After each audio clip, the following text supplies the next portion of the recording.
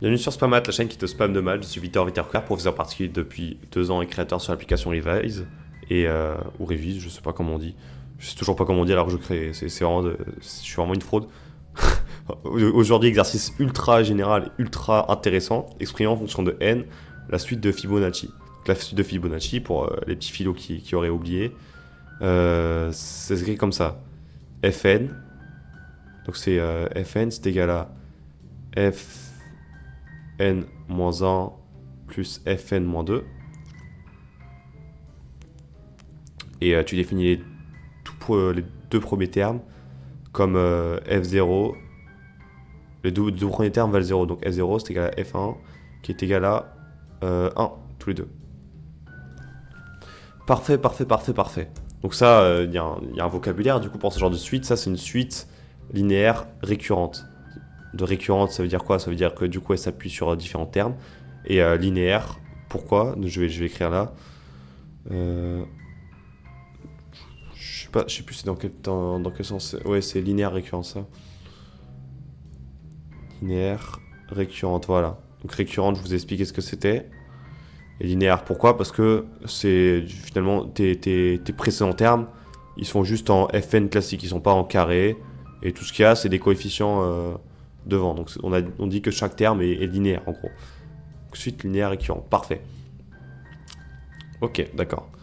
Et qu'est-ce qu'on sait de ces suites-là du coup?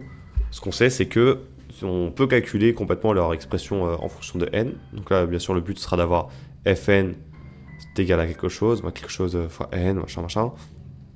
La forme peut vous surprendre parce qu'elle est vraiment farfelue. Et comment on fait pour l'avoir?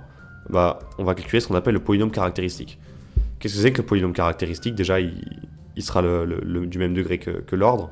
Alors, l'ordre d'une suite linéaire récurrente, ce sera... comment on dit? Ce sera, oui, c'est l'écart entre le plus grand terme et le plus petit terme. Là, l'écart entre le plus grand terme, le terme de plus haut rang de l'expression de notre suite, l'écart, ce sera le plus grand, c'est n, et le plus petit, c'est n-2. Donc l'écart sera n moins n-2, et ça, c'est juste 2. Donc, l'ordre de notre suite linéaire récurrente, donc ce sera 2. Et comment on calcule le polynôme caractéristique, du coup, de cette suite, polynôme caractéristique, donc c'est un polynôme de degré 2, et tous les coefficients, ce sera ici le coefficient qui est devant le premier Fn, et là les coefficients moins les coefficients qui seront là. Donc en gros, le polynôme caractéristique ici, du coup il sera d'ordre 2, donc on sera avec du x carré. Et ensuite on va prendre le coefficient qui est là. Le coefficient qui est là c'est 1, donc on change pas. Et ensuite on va prendre moins le coefficient qui est là. Le coefficient qui est là c'est 1, donc ici on va prendre moins 1. On descend de 1 le degré. D'ailleurs ça c'est un 1, on dirait un 2 mais ça c'est un 1. Donc, et là, encore une fois, on prend moins le coefficient qui est là, qui est les coefficients qui sont après le égal. Et on descend encore d'un degré, donc c'est 1. Donc le polynôme caractéristique de la suite de Fibonacci, c'est juste x carré moins x moins 1. Bon. Ça, c'est le polynôme caractéristique. Ensuite, qu'est-ce qu'on fait pour avoir l'expression d'une suite un linéaire récurrente en fonction de n? Bah, du coup, on calcule son polynôme caractéristique, mais il va falloir encore plus de ça. Calculer ses racines et le degré, la multiplicité de ces racines. Voilà. J'ai fait une vidéo sur la multiplicité d'une racine, va la voir vraiment. Si jamais tu sais pas trop ce que c'est, je la mettrai en description sûrement. Voilà. Déjà, vous avez peut-être vous demandez peut-être pourquoi on fait ça, pourquoi on calcule le polynôme caractéristique, pourquoi on calcule ses racines. Je vais vous dire après, parce qu'après il y aura un théorème qui va nous dire qu'on peut trouver l'expression en fonction de ce qu'on va calculer. Donc déjà, calculons du coup les racines de x carré moins x moins 1. Bon, en vrai, je vais peut-être pas les faire parce que c'est un polynôme ultra connu. Le polynôme d'or, je crois qu'il s'appelle x carré moins x moins 1. C'est des racines qui sont très connues, mais pour les avoir, si vraiment je vais pas m'attarder dessus, pour les avoir, c'est très facile. Juste, tu fais un petit coup de delta et voilà, tu as les racines. Donc les racines, je vais les mettre ici. Tu as x1, c'est égal à 1 plus racine de 5 sur 2. Et la deuxième racine, x2, c'est 1 moins racine carrée de 5 sur 2. Voilà, on a le polynôme minimal, le polynôme caractéristique, on a ces racines. Qu'est-ce qu'on en fait? Bah, il y a un théorème justement qui dit que on peut exprimer notre suite UN en fonction de... je vais faire avec Fn. Donc soit, on va dire, soit pour un polynôme de manière générale, un polynôme caractéristique de manière générale, on va noter R1, R2, tout ça, tac tac tac, R3, Rn, ses racines, avec n le degré du polynôme caractéristique, et M1, tac, M2, tac tac tac tac tac, ses racines, jusqu'à Mn, du coup. Bah la suite, elle peut s'écrire comme... Voilà, je vais juste faire 2 parce qu'il n'y a qu'une racine, mais la première racine, puissance n, le tout fois un certain polynôme q, 1 puissant, le tout évalué en n. Et qu'est-ce qu'on sait sur ce polynôme q? C'est que le polynôme qi, je vais reprendre tout. Plutôt le degré, on ne sait pas des grand chose sur le polynôme, mais on sait quelque chose sur le degré. Le degré de chaque polynôme QI. T'emmerdes. Voilà. C'est inférieur ou égal à MI moins 1. Donc en fait, pour chaque racine, du coup, on a associé ici sa multiplicité. Chaque racine, le degré de son polynôme, il va changer. Donc là, en gros, je vais présenter avec l'exemple du coup de la suite de Fibonacci. Donc là, on a Fn c'est égal à R1 puissance n machin. Et on va faire pareil avec la deuxième racine, parce que nous, on a trouvé que 2. Q1 puissance n. Voilà, nickel. Ensuite, qu'est-ce qu'on fait finalement de ça? Alors là, il va falloir trouver un peu, déduire un peu une expression de nos polynômes Q1 et Q2. Comment est-ce qu'on fait? Bah, en utilisant ça, en utilisant que le degré de QI, c'est inférieur ou égal à la multiplicité des racines qui les accompagnent, les racines qui sont là. Donc, déjà, je vais faire un... Ouais, ça. Qu'est-ce qu'on sait sur la multiplicité des racines? Donc là, pour Q1, on va prendre la première racine, x1. Là, c'est 1 plus racine de 5 sur 2. Bah, ça, la multiplicité, c'est juste 1. Je vous laisse vérifier. Mais c'est assez évident, en vrai de vrai, que la multiplicité, c'est 1. Je peux vous... Si vous voulez vraiment vous convaincre, je peux vous laisser dériver ce polynôme-là. Donc la dérivée, c'est juste 2x moins 1. Et vous convaincre que, d'après la définition de multiplicité, x1, bah c'est différent de... Enfin, tout ça évaluant x1, c'est différent de 0. Mais voilà, on va pas le faire ici parce que ça me paraît assez évident. Du coup, ce qu'on sait, c'est que le degré de QI, enfin du coup, le degré de Q1, du coup, pour reprendre l'exemple sur ce polynôme-là, précisément, degré de Q1, c'est inférieur ou égal à la multiplicité de la racine en question, de la racine qui l'accompagne. Donc la racine, c'est ça. Et comme il y a une multiplicité 1, bah du coup, degré de QI, c'est inférieur ou égal à 1 moins 1. Du QI, j'ai dit QI, c'est Q1 d'ailleurs. Ou degré de Q1, c'est inférieur ou égal à 0. Autrement dit, le polynôme, il est constant. Voilà, donc il peut être égal à 0 ou juste à une constante non nulle.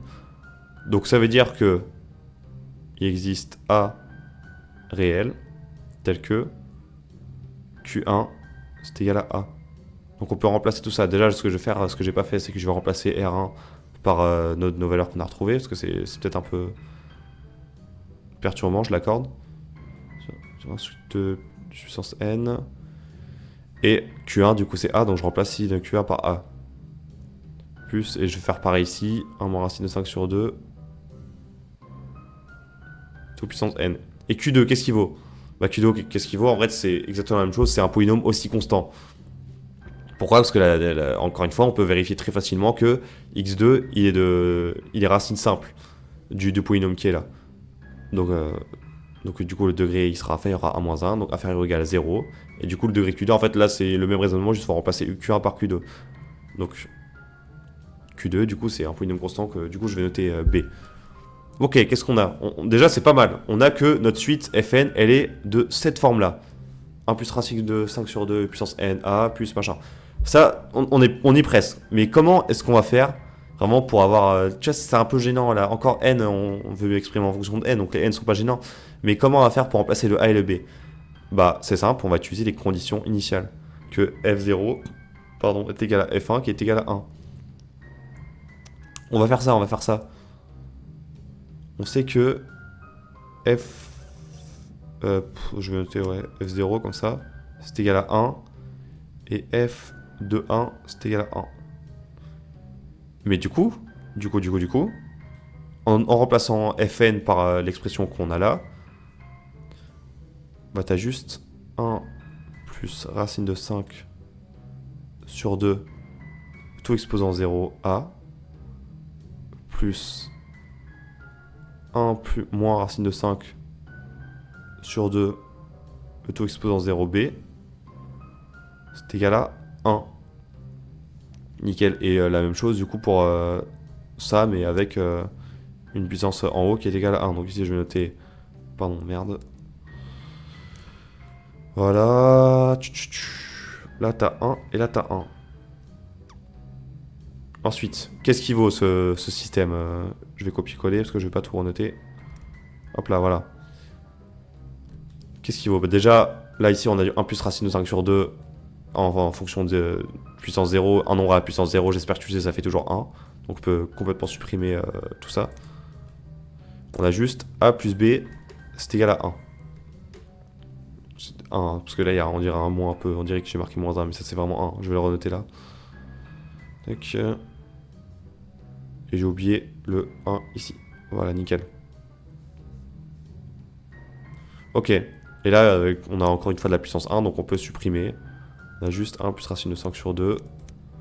Voilà, parce qu'un nombre puissance 1, c'est ce même nombre. Ok. Qu'est-ce qu'on a? A plus b est égal à 1. Ok.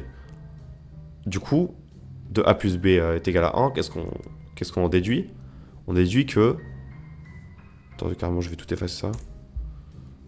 On en déduit que si on passe le b à droite, que a, c'est égal à 1 moins b. Donc là, c'est juste un système très classique à résoudre. Là, on remplace le a par 1 moins b. Je vais le faire là directement. Je vais déplacer ça, tac. Oh, s'il te plaît. Nickel. Et on remplace ce truc là par 1 moins b. Ok, nickel. En tout cas, là, je vais juste recopier la ligne du haut, on s'en fout. Je vais juste recopier la ligne qui est là. En développant, du coup. 1 plus racine de 5 sur 2 fois 1, ça fait toujours 1 plus racine de 5 sur 2. Ensuite, 1 plus 1 racine de 5 sur 2 moins b, c'est juste 1 plus racine de 5 sur 2 b. Ok. Et là, tu as du 1 moins racine de 5 sur 2 b. Qui est égal à 1. Qu'est-ce qu'on fait? Là, du coup, bah, on a du b, donc on factorise par b. Et ce truc-là, on va le mettre à droite. Donc, en factorisant par b, qu'est-ce qu'on a? On a b facteur de 1 moins racine de 5 sur 2 moins 1 plus racine de 5 sur 2. C'est égal à 1 moins 1 plus racine de 5 sur 2. Ok. Et ça, 1 machin, ça fait juste 1 du coup. Ça, tu supprimes un peu les racines carrées, t'as juste... Là, t'as 1 plus 1 divisé par 2, ça fait 1. Donc b, c'est égal à 1 moins racine de 5 sur 2. On va simplifier un peu. B, c'est égal à 1 moins racine de 5... donc déjà, on va noter ça comme... ouais, ça. On va noter 1 comme 2 sur 2.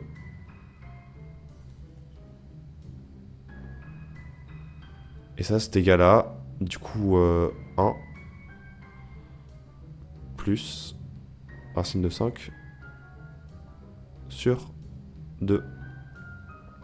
Ok, donc on a b, c'est égal à 1 plus racine carrée de 5 sur 2. Voilà. Ensuite, comment est-ce qu'on obtient une expression de a, finalement? Bah, c'est simple, t'as juste a, c'est égal à 1 moins b. Donc on fait ça, on calcule l'expression de A. Attendez, tac, excusez-moi. Ouais. A, c'est 1 moins racine de 5. Ouais, ça en gros. Donc, juste comme... c'est juste le même calcul qui est là en fait. 1 moins racine de 5... 1 plus racine de 5 sur 2, enfin voilà.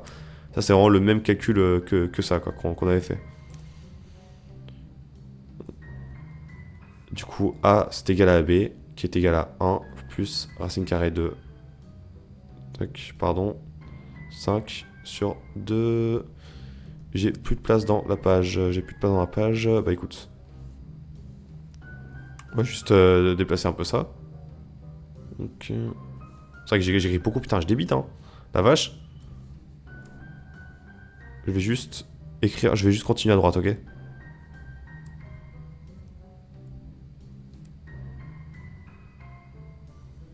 Ah mais... Putain, fait chier. Oh non, je me suis foiré, mais non, ça me saoule ça. Je peux pas genre revenir à la page d'avant, voilà, nickel. Pire des cas, j'ai juste à copier ça, tac. Nouvelle page, voilà. Nickel, on est bon. Ok, ok, donc on continue du coup. Excusez-moi, veuillez m'excuser pour cette interruption. Donc, du coup, ça on dit, c'est juste 1 plus racine carrée de 5 sur 2. Donc au final, on a notre expression de A et B. Donc ce qui est là, notre expression qu'on avait eue, on va juste tout remplacer par nos valeurs par A et B. Ok. Donc là, qu'est-ce qu'on a? On a que la suite Fn, c'est égal à 1 plus racine carrée de 5 sur 2 puissance n. Le tout fois du coup A qui est égal à 1 plus racine carrée de 5 sur 2. Le tout pas puissance n, juste comme ça. Et ensuite on avait ça, on avait 1 racine de 5 sur 2 puissance n facteur de 1 moins racine carrée de 5 sur 2. Voilà, voilà. Bah du coup, c'est bon, on a notre expression en fonction de n, on a gagné finalement. Alors, tu peux simplifier, ça en réalité c'est égal à... Si tu simplifies, je vous laisse le faire en exercice, voilà, pour votre curiosité personnelle. Tu peux trouver que ça, c'est 1 plus racine carrée de 5 sur 2. C'était... Ouais, moins 1 moins racine carrée de 5 sur 2. Bien sûr, on n'oublie pas les puissances n, bien sûr. Tac. Tu peux prouver que... Et là, il y a une racine de 5, voilà. Tu peux prouver que Fn, c'est égal à ça. Mais là, je vais pas le faire. La vidéo est déjà assez longue comme ça. Je vous laisse le faire en exercice, surtout que c'est pas très dur. Voilà, juste, faut se servir à balle du fait que... pardon. Donc, si je note, bien sûr, une notation courante de phi de 1 plus racine de 5 sur 2, ça c'est noté comme le nombre phi. Et faut juste utiliser à balle le fait que 1 moins racine de 5 sur 2, c'est moins phi de moins 1, qui lui-même est très simple à prouver, voilà. Voilà, en gros, mais ça c'est pas grave, du moment où on a notre expression en fonction de n, ça suffit, c'est bon. Nickel. Bon, on a fini, je vous souhaite... Merci d'avoir regardé cette vidéo du coup.